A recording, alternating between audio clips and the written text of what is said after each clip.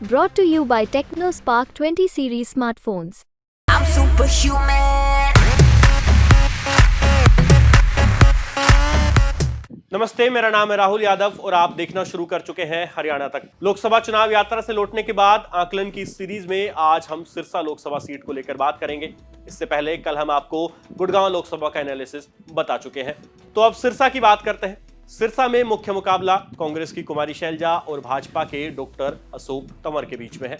यहाँ आप ऊपरी तौर पर लोगों से बात करेंगे तो लगभग लोगों की जुबान पर कुमारी शैलजा का नाम मिलेगा, लेकिन जैसे ही आप थोड़ा कुरेद कर पूछेंगे तो आपको समझ आएगा कि कुमारी शैलजा की एक हवा जरूर है, मगर सिरसा के लोगों के बीच मोदी और भाजपा भी काफी पॉपुलर है।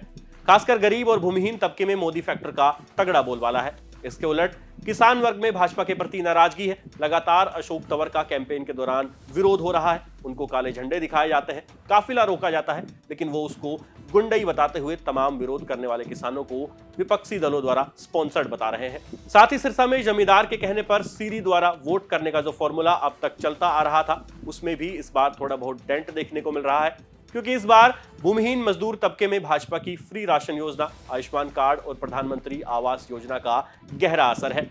गरीब तबका इन योजनाओं का लाभ लेकर स्वच्छंद महसूस करता है और डॉक्टर अशोक तंवर की सभाओं में भी सबसे ज्यादा गरीब तबके की भागीदारी देखी जा रही है। इसके अलावा अशोक तंवर कुमारी शैलजा को लेकर बार बार ये सवाल पूछ रहे हैं कि वो पिछले 26 सालों से गायब क्यों थी, क्यों वो सिरसा छोड़ अंबाला चली गई।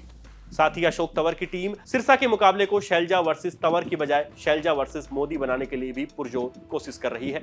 यदि वो इस कोशिश में सफल होते हैं तो इसका सीधा लाभ अशोक तंवर को मिलेगा। वहीं अगर कुमारी शैलजा की बात करें तो उनको किसान वर्ग का मजबूत साथ मिल रहा है, लेकिन गरीब और दलित वर्ग का समर्थन हासिल करने के लिए कुमारी शैलजा को अभी और मेहनत की जरूरत है। वहीं अगर कांग्रेस की गुटबाजी की बात करें तो सिरसा में प्रचार के दौरान हुड्डा गुट के नेता कुमारी शैलजा के साथ जरूर घूम रहे हैं, मगर ग्राउंड पर यह समर्थन उतना मजबूत नजर नहीं आता। जबकि अशोक तंवर के लिए खुद पूर्व सीएम मनोहर लाल, वर्तमान सीएम नायब सैनी, रणजीत चौटाला, सुभाष बराला, वर्तमान विधायक दूडाराम बिश्नोई, कांडा बंधु और कप्तान मीनू बेनीवाल सरीखे मजबूत नेताओं ने जोर लगाया हुआ है। हालांकि कुमारी शैलजा के लिए पूर्व डिप्टी सीएम चंद्रमोहन बिश्नोई फतेहाबाद के बिश्नोई बहुल्य गांवों में वोट मांग रहे हैं, मगर दूडाराम और कुलदीप बिश्नोई अशोक तंवर के लिए कैंपेन कर रहे हैं।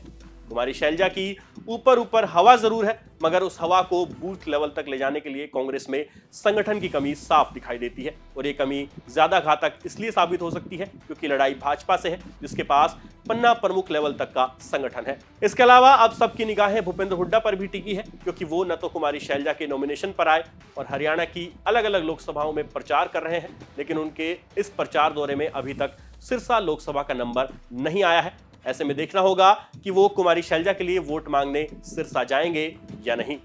इसके अलावा सिरसा में देवेंद्र बबली की भी अच्छी खासी चर्चा है। आजकल वो नया ठिकाना ढूंढ रहे हैं और सियासी जानकार यही कह रहे हैं कि बबली का ठिकाना कमल का फूल हो सकता है, और यदि ऐसा होता है तो अशोक तंवर के लिए टोहाना विधानसभा में ये एक बड़ी उपलब्धि होगी। अंत में ये कहूंगा कि कुमारी शैलजा की हवा जरूर है सिरसा में, लेकिन जमीन पर अभी ये हवा इतनी मजबूत नहीं दिखाई पड़ती, और संगठन की कमी, आपसी फूट यहाँ कांग्रेस को सबसे ज्यादा नुकसान कर रही है। वहीं अशोक तंवर के लिए भाजपा ने पूरा जोर लगा रखा है और उनकी टीम इस चुनाव को मोदी बनाम शैलजा के रूप में जनता के बीच लेकर जा रही है। अब देखना यह होगा कि कौन अपनी कमियों को दूर करते हुए जनता के दिल में जगह बनाएगा, और 4 जून को जब गिनती होगी तब कमल खिलेगा या हाथ के निशान पर मोहर लगेगी। आपका सिरसा लोकसभा को लेकर क्या आकलन है, कमेंट करके जरूर बताएं। साथ ही प्रदेश की तमाम खबरों के लिए आप देखते रहिए हरियाणा तक। शुक्रिया।